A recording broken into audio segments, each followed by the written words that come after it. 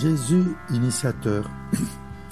Nous avons vu dans Jésus initié comment, à partir de son enfance, le cœur de Jésus s'est enrichi par le contact avec les parents, avec les gens, avec les situations, avec la religion.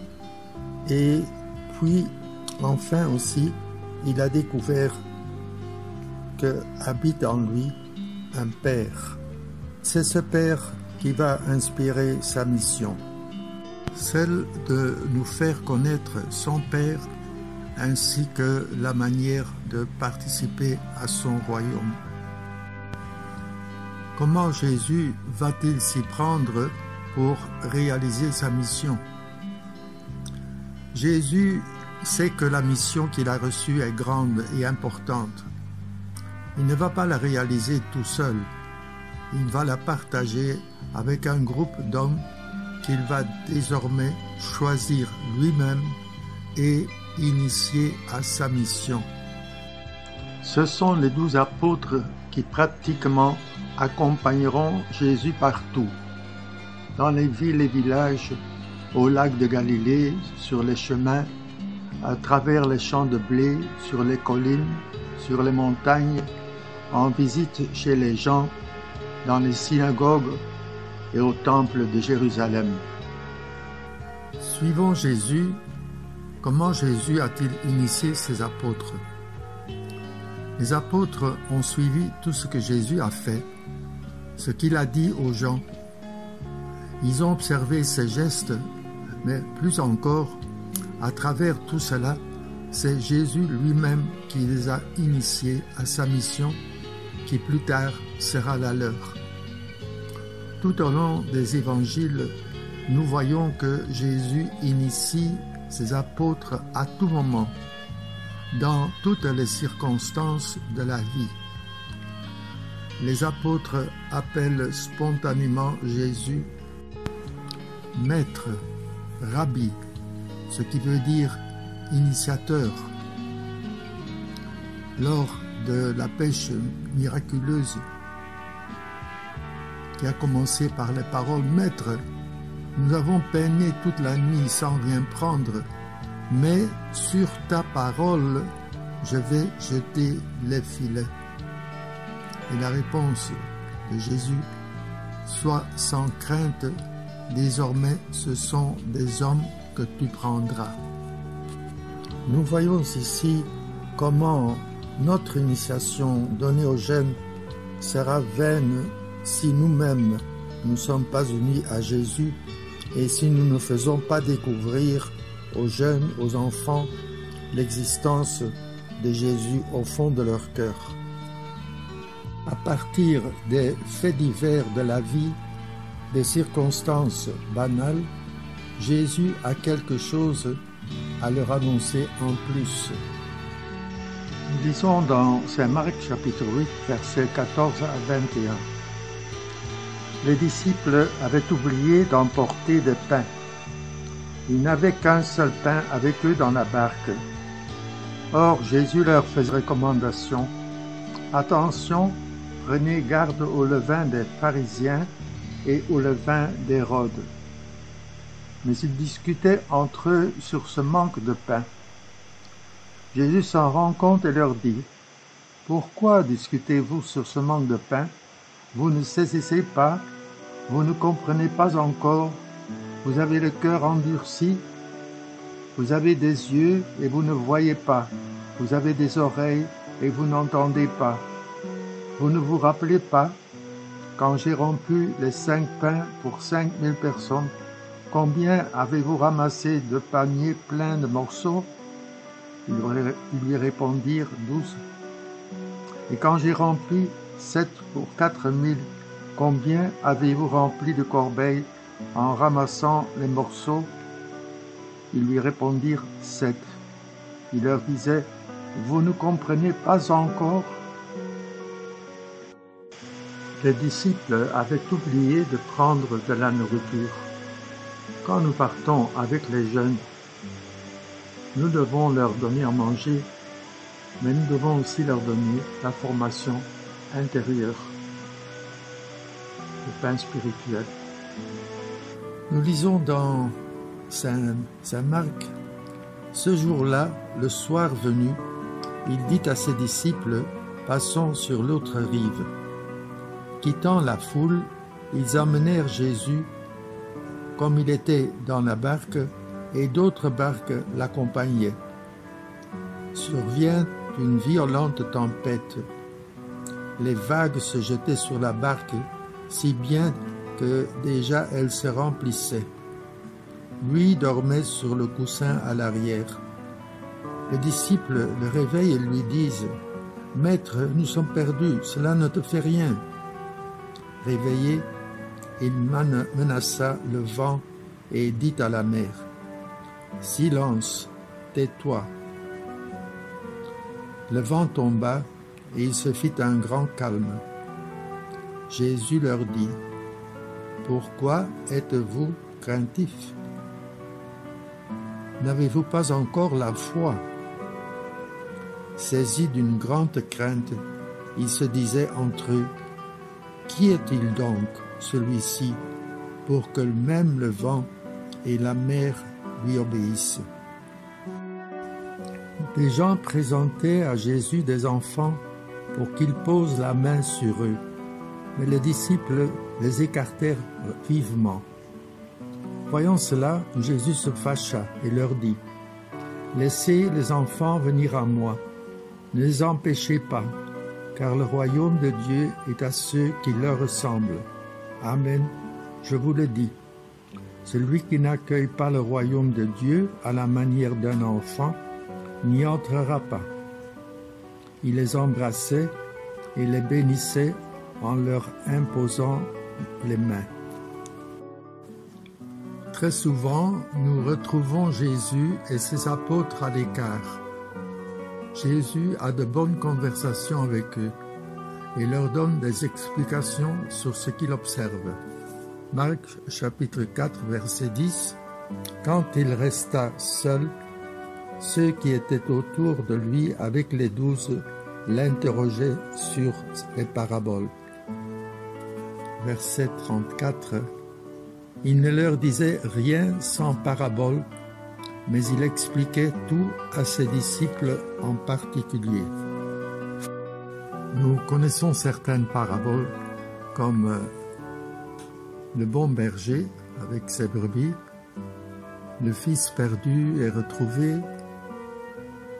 et le bon samaritain et d'autres.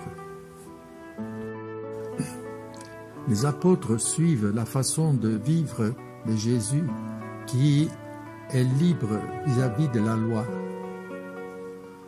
Les apôtres entendent les remarques des maîtres de la loi ainsi que les réponses de Jésus.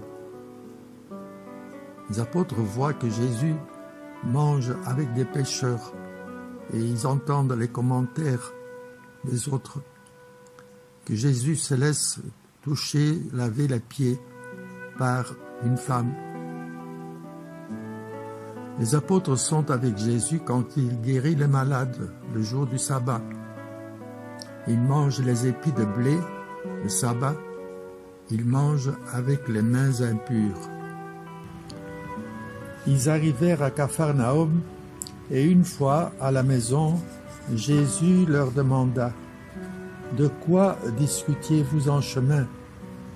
Ils se taisaient, car en chemin, ils avaient discuté entre eux pour savoir qui était le plus grand.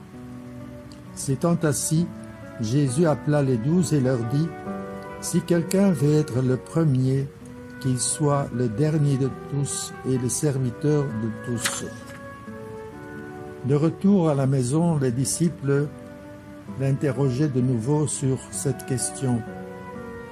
Il leur déclara « Celui qui renvoie sa femme et en épouse une autre devient adultère envers elle.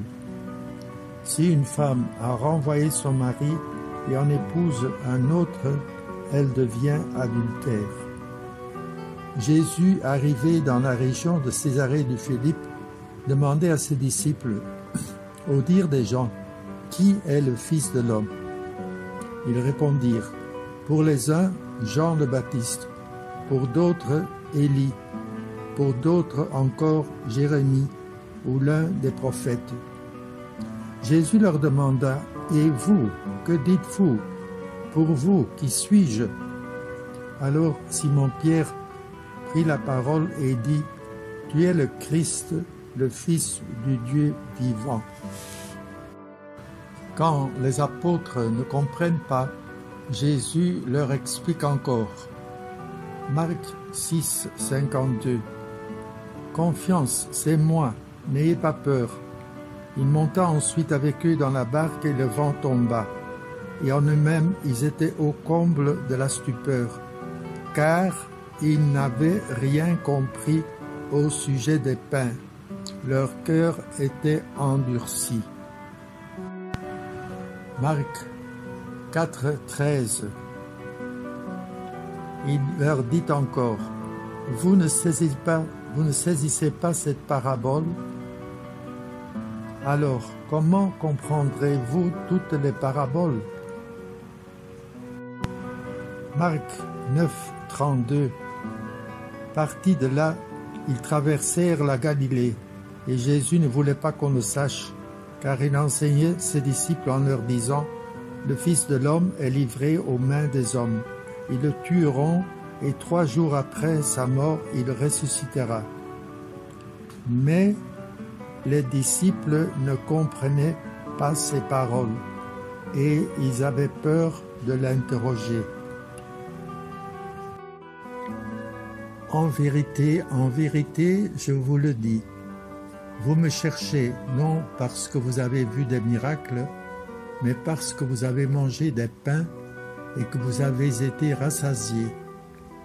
Travaillez non pour la nourriture qui périt, mais pour celle qui subsiste pour la vie éternelle, et que le Fils de l'homme vous donnera. Jean 26. Jésus vit que la foule s'attroupait. Il menaça l'esprit impur en lui disant, « Esprit qui rend muet et sourd, je te l'ordonne, sors de cet enfant et n'y entre plus jamais. » Ayant poussé des cris et provoqué des convulsions, l'esprit sortit. Quand Jésus fut rentré à la maison, ses disciples l'interrogèrent en particulier. « Pourquoi est-ce que nous n'avons pas réussi à l'expulser ?» Jésus leur répondit, « Cette espèce-là, rien ne peut la faire sortir, sauf la prière. » Penser comme Dieu, là il faut raisonner comme Jésus.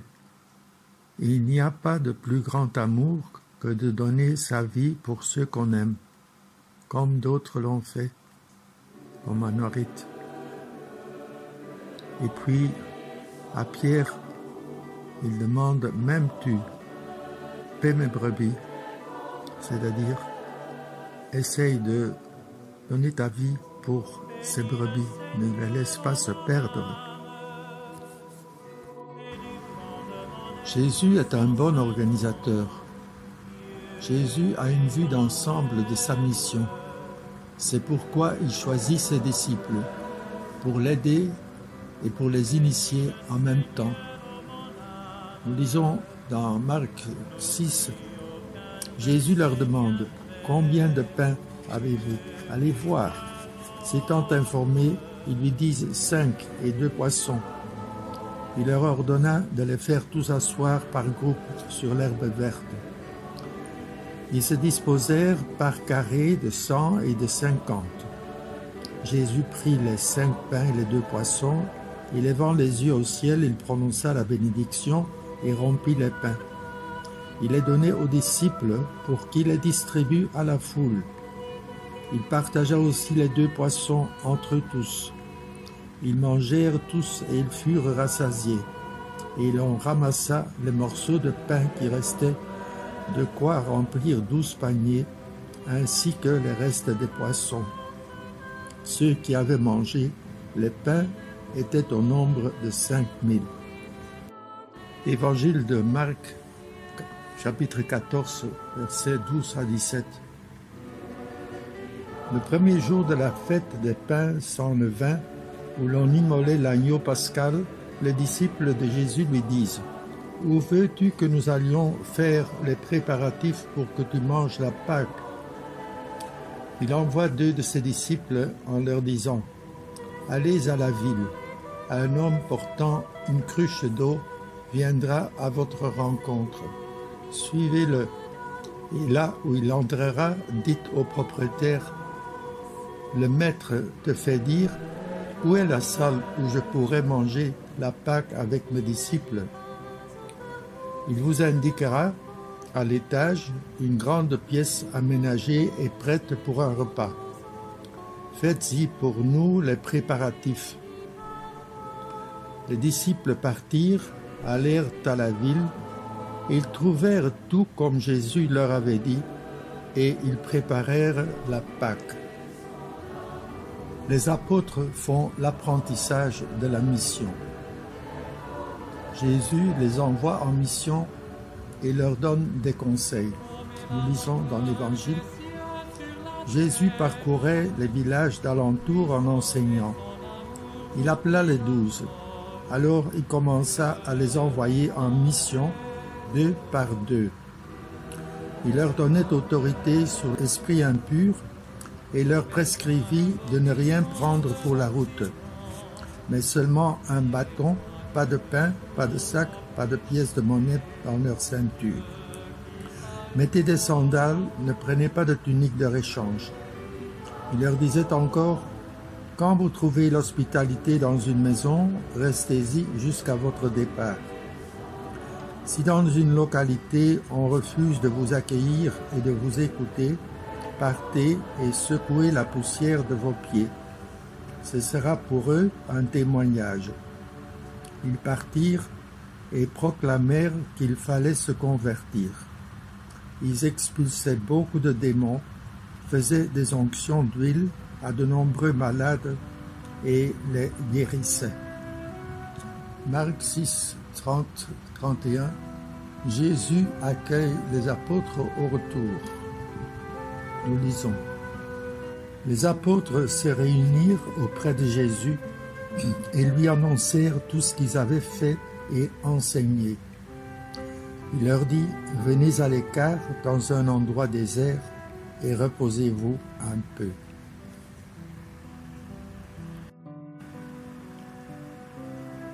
Jésus met aussi en garde les apôtres contre toutes sortes d'épreuves qu'ils pourront connaître dans leur future mission. Nous lisons dans Matthieu 24, 1 à 14. Jésus était sorti du temple et s'en allait lorsque ses disciples s'approchèrent pour lui faire remarquer les constructions du temple. Alors prenant la parole, il leur dit, « Vous voyez tout cela, n'est-ce pas ? Amen, je vous le dis, il ne restera pas ici pierre sur pierre, tout sera détruit. » Puis, comme il s'était assis au mont des Oliviers, les disciples s'approchèrent de lui à l'écart pour lui demander « Dis-nous quand cela arrivera et quel sera le signe de ta venue et de la fin du monde ?» Jésus leur répondit « Prenez garde que personne ne vous égare, car beaucoup viendront sous mon nom et diront « C'est moi le Christ ». Alors ils égareront bien des gens. Vous allez entendre parler de guerre et de rumeurs de guerre. Faites attention. Ne vous laissez pas effrayer, car il faut que cela arrive, mais ce n'est pas encore la fin. On se dressera nation contre nation, royaume contre royaume. Il y aura en divers lieux des famines et des tremblements de terre. Or tout cela n'est que le commencement des douleurs de l'enfantement. Alors vous serez livrés à la détresse, on vous tuera, vous serez détestés de toutes les nations à cause de mon nom. Alors ce sera beaucoup une occasion de chute. Ils se livreront les uns les autres, se détesteront les uns les autres. Beaucoup de faux prophètes se lèveront et ils égareront bien des gens. À cause de l'ampleur du mal, la charité de la plupart des hommes se refroidira. Mais celui qui aura persévéré jusqu'à la fin, celui-là sera sauvé. et cet évangile du royaume sera proclamé dans le monde entier. Il y aura là un témoignage pour toutes les nations. Alors viendra la fin. Nous continuons la lecture en Marc 13. Alors si quelqu'un vous dit, voilà le Messie, il est ici, voilà il est là-bas, ne le croyez pas. Il surgira des faux messies et de faux prophètes qui feront des signes et des prodiges afin d'égarer, si c'était possible, les élus. Quant à vous, prenez garde. Je vous ai dit à l'avance. En ces jours-là, après une pareille détresse, le soleil s'obscurcira et la lune ne donnera plus de sa clarté. Les étoiles tomberont du ciel et les puissances célestes seront ébranlées. Alors on verra le Fils de l'homme descendre dans les nuées avec grande puissance et avec gloire. Il enverra les anges pour rassembler les élus des 4 coins du monde, depuis l'extrémité de la terre jusqu'à l'extrémité du ciel. Prenez garde, restez éveillés, car vous ne savez pas quand sera le moment. Veillez donc, car vous ne savez pas quand vient le maître de la maison, le soir ou à minuit, au chant du coq ou le matin. S'il arrive à l'improviste, il ne faudrait pas qu'il vous trouve endormi. Ce que je vous dis là, je vous le dis à tous. Veillez. Il arriva que Jésus, en un certain lieu, était en prière. Quand il eut terminé, un de ses disciples lui demanda « Seigneur, apprends-nous à prier, comme Jean le Baptiste lui aussi l'a appris à ses disciples. » Il leur répondit « Quand vous priez, dites « Père, que ton nom soit sanctifié, que ton règne vienne. Donne-nous le pain dont nous avons besoin pour chaque jour. Pardonne-nous nos péchés, car nous-mêmes nous pardonnons aussi à tous ceux qui ont des torts envers nous, et ne nous laisse pas entrer en tentation. » Jésus leur dit encore, « Imaginez que l'un de vous est un ami et aille le trouver au milieu de la nuit pour lui demander « Mon ami, prête-moi 3 pains, car un de mes amis est arrivé de voyage chez moi et je n'ai rien à lui offrir. » Et si de l'intérieur l'autre lui répond « Ne viens pas m'importuner, la porte est déjà fermée, mes enfants et moi nous sommes couchés, je ne puis pas me lever pour te donner quelque chose. » Eh bien, je vous le dis, même s'il ne se lève pas pour donner par amitié, il se lèvera à cause du sans-gêne de cet ami et lui donnera tout ce qu'il faut. Moi je vous dis, demandez, on vous donnera, cherchez, vous trouverez, frappez, on vous ouvrira. En effet, quiconque demande reçoit, qui cherche trouve, à qui frappe on ouvrira. Quel père parmi vous, quand son fils lui demande un poisson, lui donnera un serpent au lieu du poisson? Lui donnera un scorpion quand il demande un œuf? Si donc vous qui êtes mauvais, vous savez donner de bonnes choses à vos enfants, combien plus le Père du ciel donnera-t-il l'Esprit Saint à ceux qui le lui demandent? Nous lisons dans Matthieu chapitre 6, 5 à 15. Et quand vous priez, ne soyez pas comme les hypocrites. Ils aiment à se tenir debout dans les synagogues et au carrefour pour bien se montrer aux hommes. Quand ils prient, amen, je vous le déclare, ceux-là ont reçu leur récompense. Mais toi, quand tu pries, retire-toi dans ta pièce la plus retirée, ferme la porte et prie ton Père qui est présent dans le secret. Ton Père qui voit dans le secret te le rendra. Lorsque vous priez, ne rabâchez pas comme les païens. Ils s'imaginent qu'à force de paroles, ils seront exaucés. Ne les imitez donc pas, car votre Père sait de quoi vous avez besoin avant même que vous l'ayez demandé. Les apôtres connaissent même des moments privilégiés de rencontre avec le Christ, comme la transfiguration. 6 jours après, Jésus prend avec lui Pierre, Jacques et Jean et les emmène eux seuls à l'écart sur une haute montagne. Et il fut transfiguré devant eux. Ses vêtements devinrent resplendissants d'une blancheur telle que personne sur terre ne peut obtenir une blancheur pareille. Élie leur apparut avec Moïse, et tous deux s'entretenaient avec Jésus. Pierre alors prend la parole et dit à Jésus, « Rabbi, il est bon que nous soyons ici. Dressons donc 3 tentes, une pour toi, une pour Moïse et une pour Élie. » De fait, Pierre ne savait que dire, tant leur frayeur était grande. Survint une nuée qui les couvrit de son ombre, et de la nuée une voix se fit entendre. Celui-ci est mon fils bien-aimé, écoutez-le. Soudain, regardant tout autour, ils ne virent plus que Jésus seul avec eux. Ils descendirent de la montagne et Jésus leur ordonna de ne raconter à personne ce qu'ils avaient vu avant que le Fils de l'homme soit ressuscité d'entre les morts. Et ils restèrent fermement attachés à cette parole, tout en se demandant entre eux ce que voulait dire ressuscité d'entre les morts.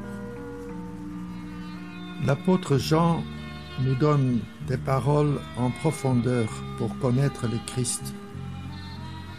Quand il leur eut lavé les pieds, il reprit son vêtement et se remit à table et leur dit, « Comprenez-vous ce que je viens de faire pour vous?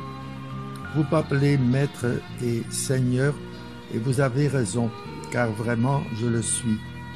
Si donc moi, le Seigneur et le Maître, je vous ai lavé les pieds, vous aussi, vous devez vous laver les pieds les uns aux autres.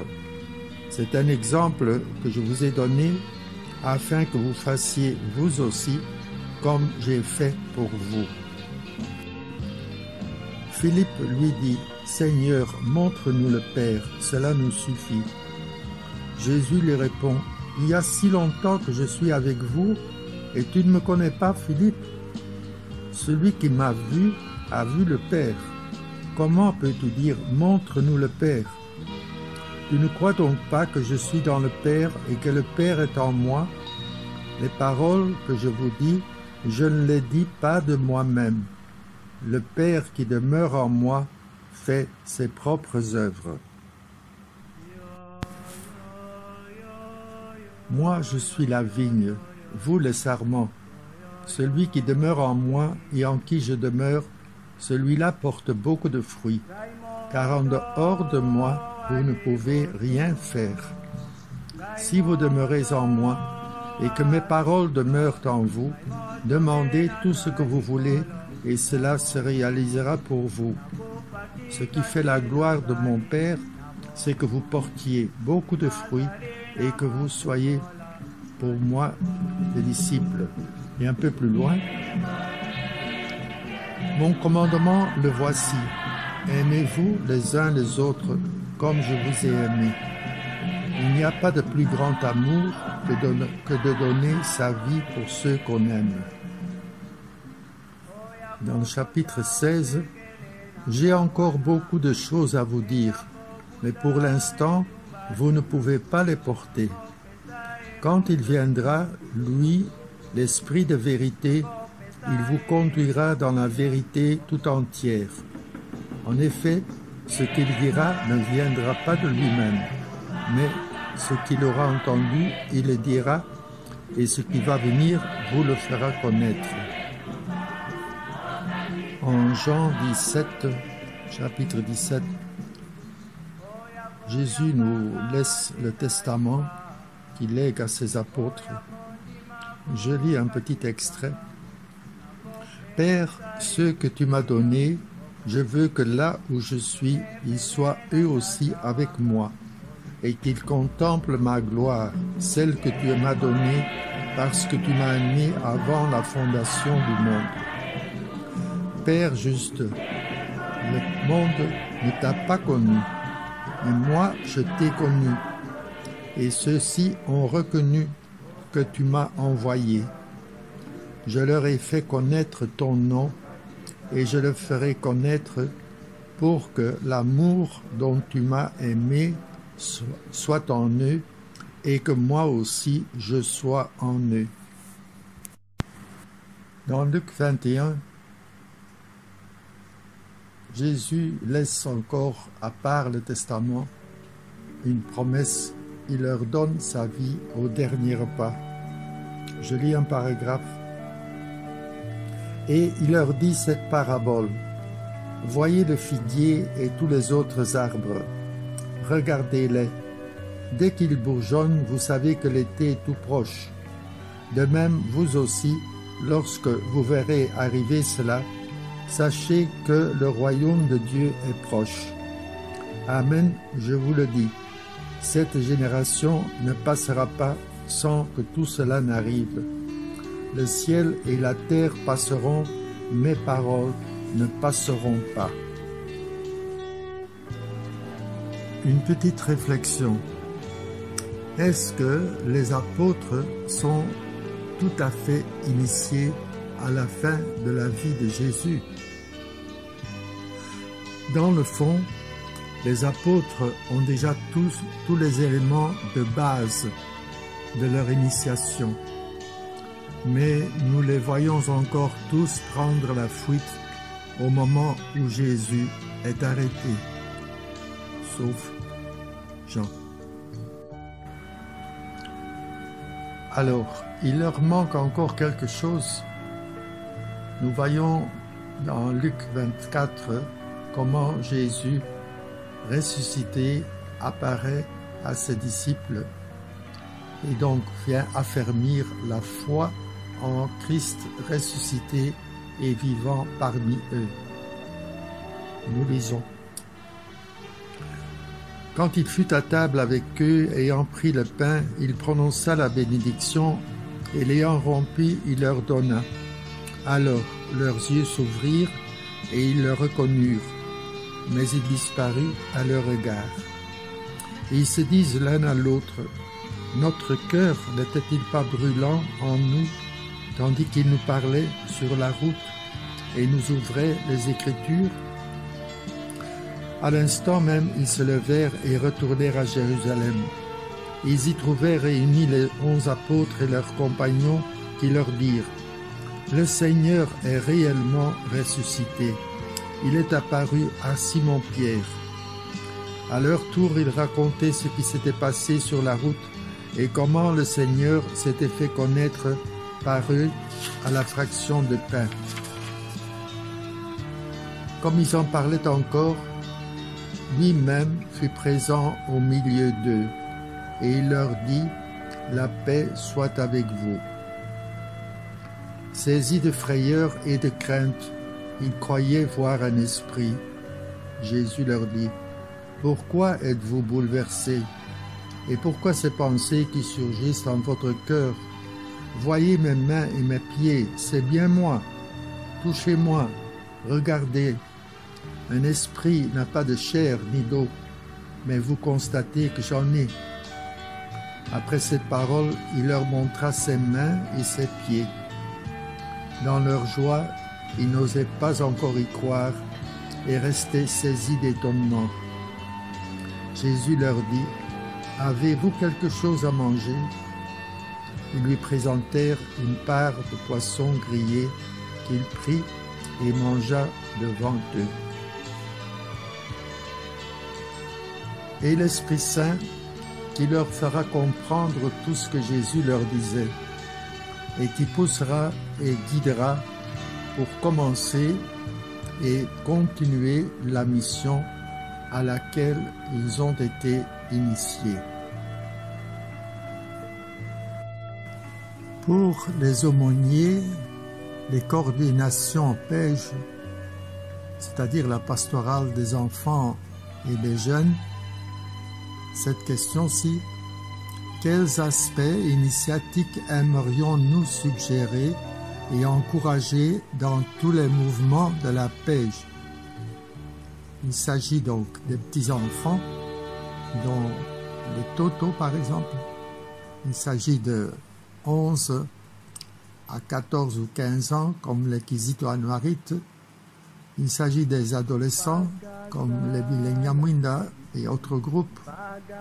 Et puis, il s'agit des grands jeunes ou universitaires.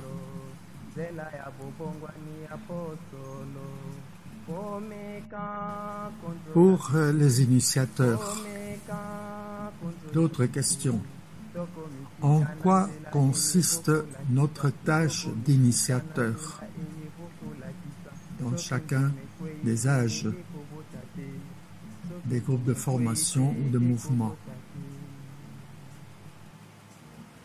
Quelles sont les qualités d'un bon initiateur? Quels moyens avons-nous pour être de bons initiateurs?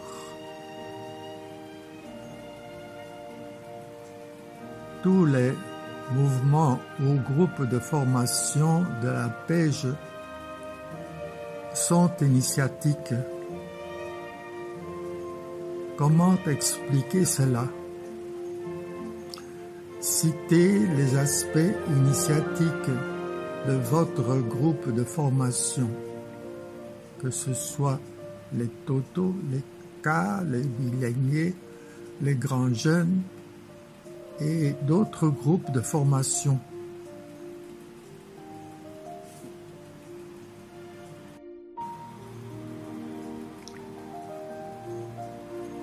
Autre question pour les yayas. Qu'attendons-nous de nos initiateurs? Tous les mouvements ou les groupes de formation de la pastorale des jeunes sont initiatiques. Comment expliquer cela? Citez les aspects initiatiques de votre groupe de formation au mouvement.